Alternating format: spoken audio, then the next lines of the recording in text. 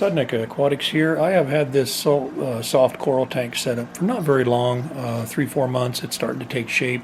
A lot of the corals are small yet.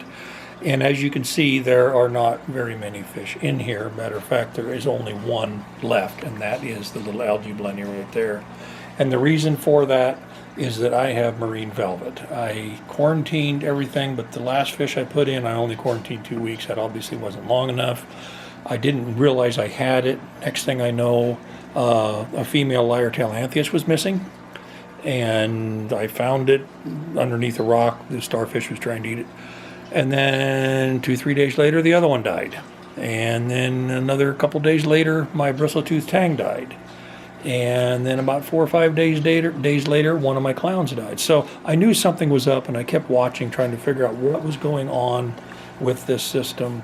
And there was one clown left and one algae blenny. This is a 75-gallon tank.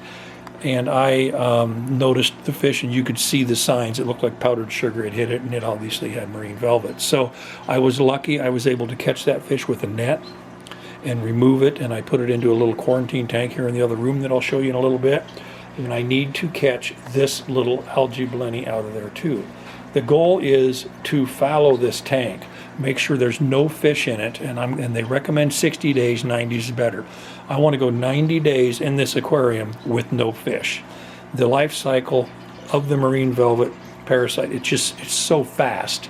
But if there is no host in there over time, the marine velvet will die because there are no more hosts left. So the thing is, I've got to catch that guy right there. And I had this in there for quite a few days, and it was covered with algae.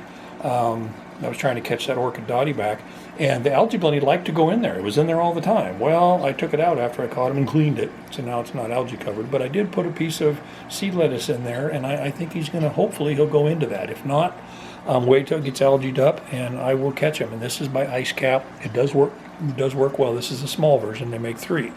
So my goal is to have this set up so that I can get that fish out of there, and I will leave this empty of fish for 90 days. The thing that concerns me is I'm not going to have any fish waste, any fish poop, in order to keep my nitrifying bacteria alive because I don't have any ammonia. I have household ammonia. I cycled this tank without fish. I believe I'm going to start putting household ammonia in here again in order to give the bacteria something to feed on, so that when in 90 days from now, when everything is done and I dump fish in, I still have a healthy bacteria colony. So that is the plan. I do have the trap set. Basically, you pull this string and remove that little tab in there, and the door drops down. It works very well. As a matter of fact, the door's down now because the current knocked it out of there, so I'm going to have to move the location a little bit. So anyway, what I'm doing is, this is a little innovative marine tank. It's pretty old. I started a series on setting it up, and it's a 16-gallon aquarium, saltwater. You do want to shut off your protein skimmer and your reactor, which I did.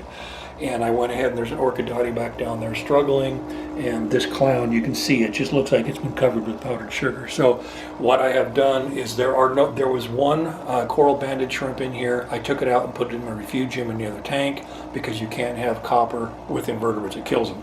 And what I'm dosing it with is I'm using the copper power right here. And I'm also putting some Prazapro in. So I'm going to follow the labeled directions and do this as it says on this tank in there. I also have a 40 breeder aquarium downstairs for quarantine. It has a damsel in it, a big mean one. Keeps it cycled. I can separate it out. It's partitioned. And anyway, any new fish I get, which I am getting some new fish, maybe the timing is dumb, but they're going to go into that 40 breeder downstairs.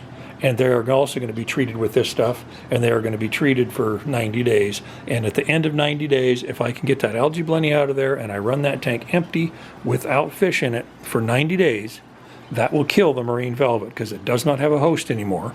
The corals will be fine. If I dose ammonia, my nitrifying bacteria will be fine.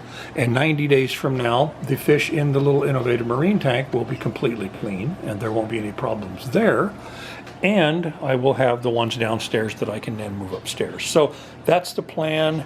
I'm definitely going to be, it's just going to be a long struggle here to make this work.